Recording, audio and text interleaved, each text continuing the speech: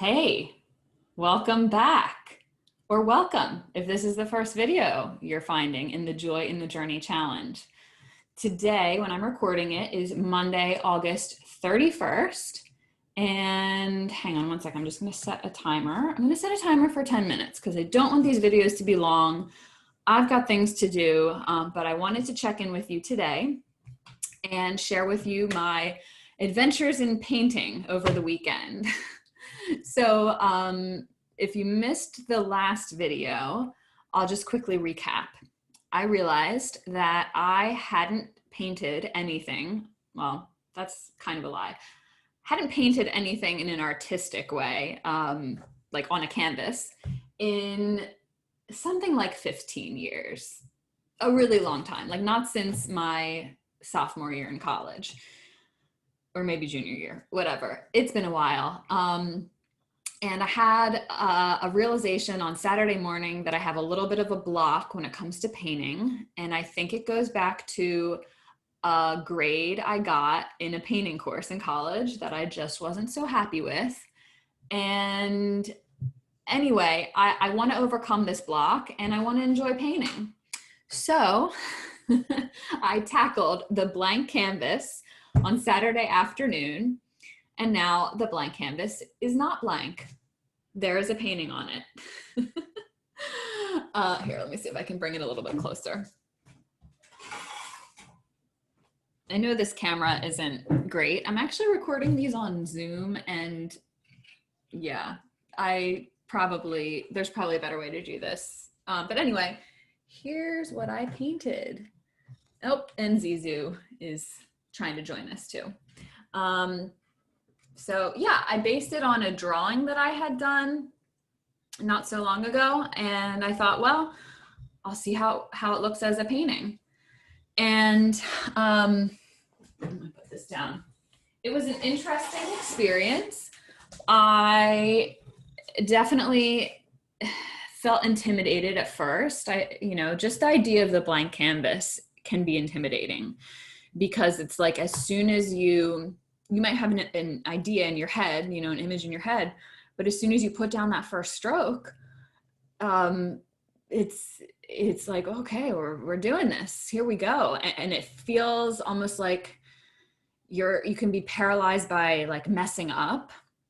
And that's how it felt for me. And at first it definitely felt uncomfortable, like a little awkward, but also at the same time kind of familiar too.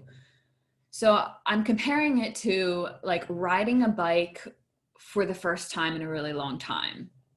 Like it's somewhat familiar. I know how to do it, but I felt a little wobbly, a little unstable at first.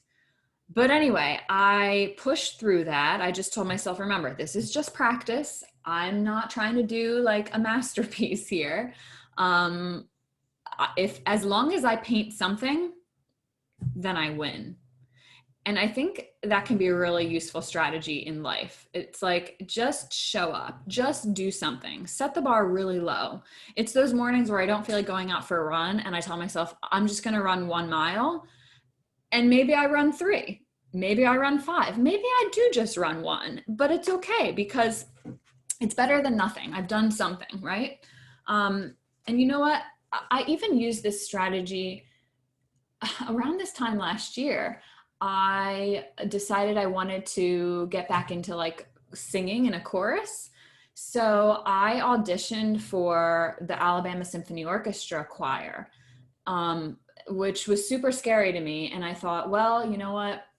I'm just going to hold myself accountable to showing up for the audition. Like, that's all I need to do. My goal is to show up for the audition. And I showed up. I auditioned, went pretty well, and I actually got in. So I had a great year singing with ASO. Anyway, so that's kind of part of the lesson for me, is just show up, just do something.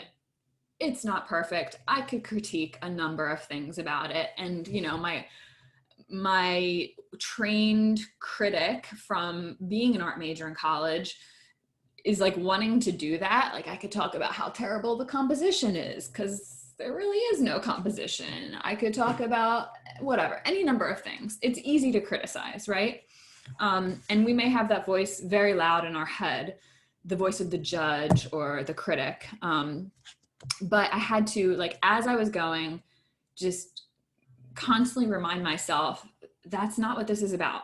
This is just about making the work. This is just about showing up on the page or on the canvas and just doing something, right? Baby steps.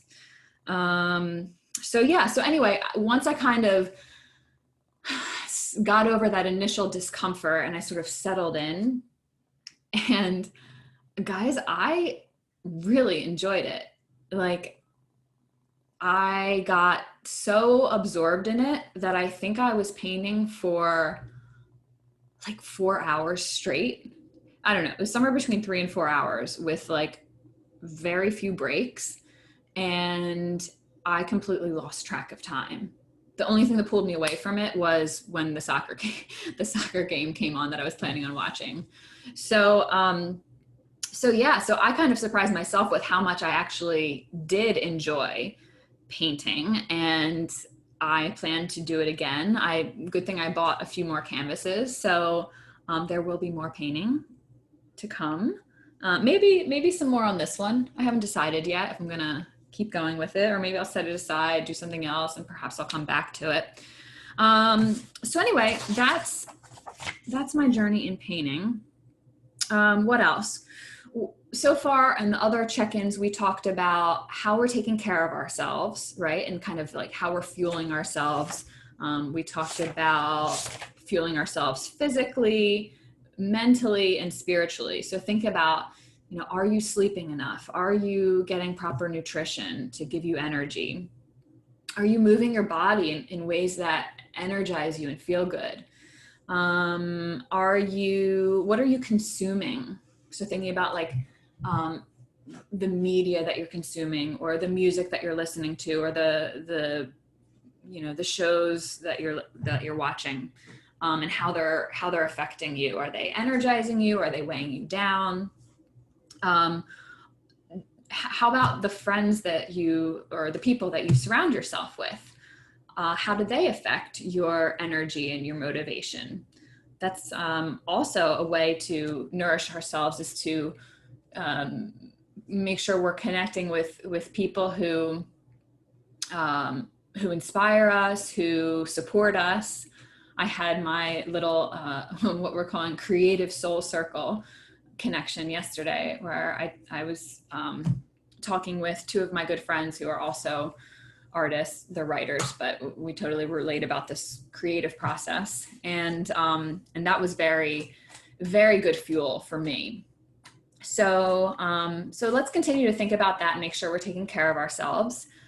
The other thing that we talked about on Saturday's check-in was what stories are we telling ourselves, and where they might be hiding like a limiting belief, something that we believe about ourselves that may not be entirely true. Like me having myself convinced that I don't really like painting. I think I already proved myself wrong. Like, I'm excited to do another painting. That was super fun. So taking notice of what stories you're telling yourself is the other thing. And also, since this is like somewhat goal oriented, yes, we're focusing on the process, but let's just, since this is the first official week, let's get some clarity around like what our destination is, where we're heading, where we would like to be at the end of this challenge. And the way I'm thinking about this, since even though I'm not teaching, my brain still works in chunks of semesters. I'm just innately programmed to be on the academic calendar, I guess. So I'm going to run this through up until Thanksgiving. So if you're not in the US, you don't celebrate Thanksgiving, that would be like the last week in November. November, I think 26th is Thanksgiving this year. So that's my plan. We'll see how it goes. All of this is an experiment for me as well. But anyway, I think it's like 12 weeks until Thanksgiving. So 12 weeks from now, or by the end of this semester, if you're also on the academic calendar, what's your goal? Where do you want to be? How do you want to feel? Okay. It doesn't necessarily have to be something super specific and measurable. I know they say that that's the way to formulate goals. Oh, there's my timer. But for me and what I'm doing here, it's going to be more of a feeling. My destination is a feeling. I want to feel unblocked. I want to feel self-expressed. I want to feel like I am using my artistic abilities. Okay. That's what it is for me. So that's my what, that's my goal or my destination. And only I'm going to know if I get there in these 12 weeks. And then one last thing to think about is why do you want to do this thing that you're saying you want to do? And the stronger our why, the more that's going to fuel us. So my motivation behind this creative journey, well, a couple of things, but one of the big ones for me is that this is something that I've said that I wanted to do for a while now.